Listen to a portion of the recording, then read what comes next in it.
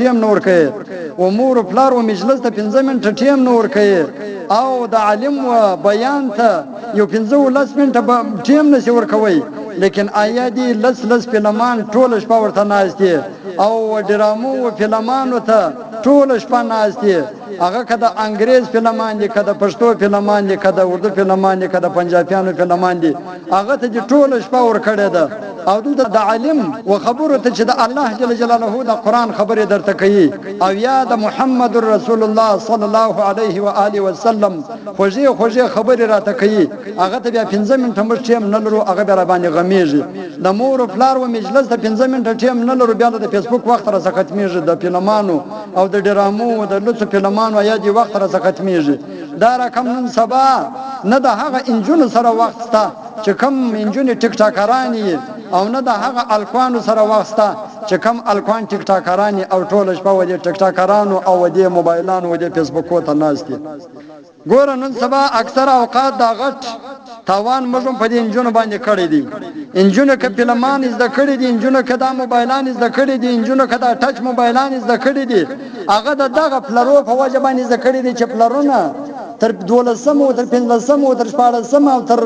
14 پر اسکولونو په وای ظالمان او چاکی کالی په اغوستي او دغه اسکولو ته رواني دغه پلار به الله جل جلاله نسبت د جهنم ته بیورچی دغه لور په واجب باندې چې اسکول د سال روان او ظالمه ما د تاسو د اسکول پښتنه کول کما د تاسو د جلور په باره کې د منځ پښتنه کول کما د جلور په باره کې د سطر پښتنه د تاسو کول کما د جلور په باره کې د قران د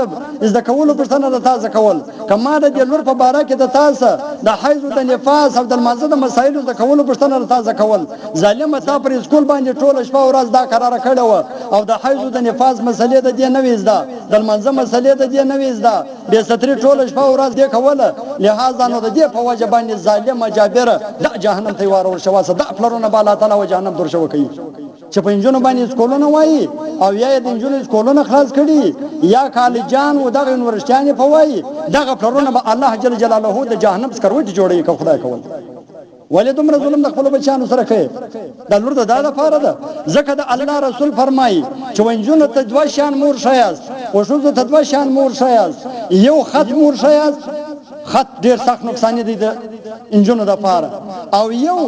پشارو کې په بالا ځګانو کې ما استوي او بالا ځایو کې د دې د فاره پلیټ منسي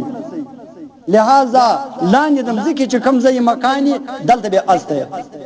او یو به خط ونجونه تنور شي خط به شو تنور شي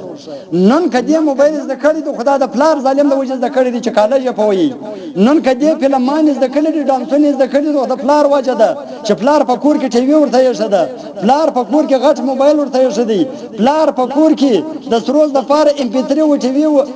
ریډیو ورته ورته یې شدي نو لہذا دا پلار به د کمز کې ذریعہ جوړیږي دا پلار به د جهنم سکروټه جوړیږي دا د خدای رسول فرمایي د الله قران دا فرمایي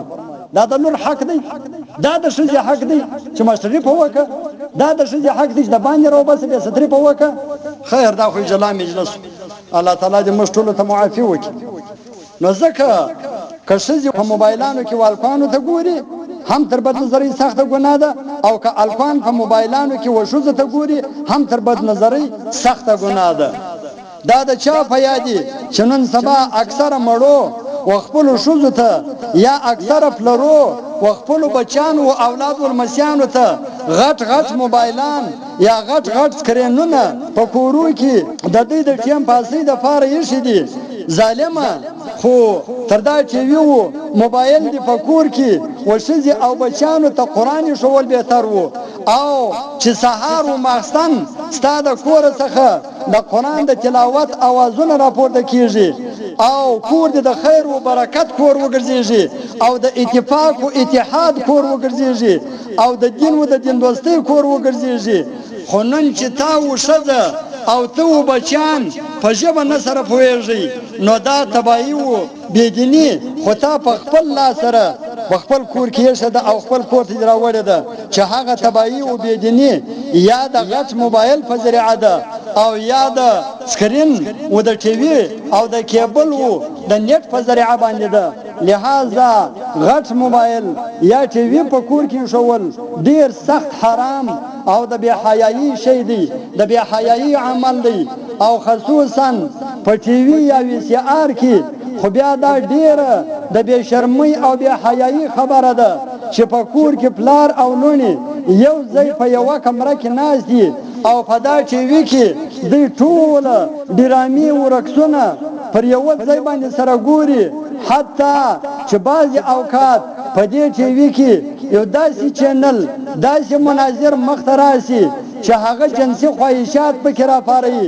نر و ښځه آیا دي په بدفعلي سره اخته وي نو چې کله هم د کور نر و ښځې او کوشنیان پر یوه ځای داسې مناظر یا داسې چینلان وګوري نو بیا په دې کې به د حیا او غیرت او د ایمان و ادب جذبه د کمې خوا پاتې شي دا جذبه به په دې کې بیا د ایمان د کمې خوا وي په دې کې به د ادب جذبه بیا د کمې خوا وي په دې کې به ضرور بې ادبي راځي او په دې کې به ضرور بې ننګي راځي په دې کې به ضرور بې غیرتیا راځي په دې کې به ضرور د بې عزتۍ ذرائع پیدا کېږي چې تا په کور کې یو داسې شی ورته ایښی دی داسې د ناحوسته ډک شی ورته ایښی دی لکه ټي وي ټلویزیون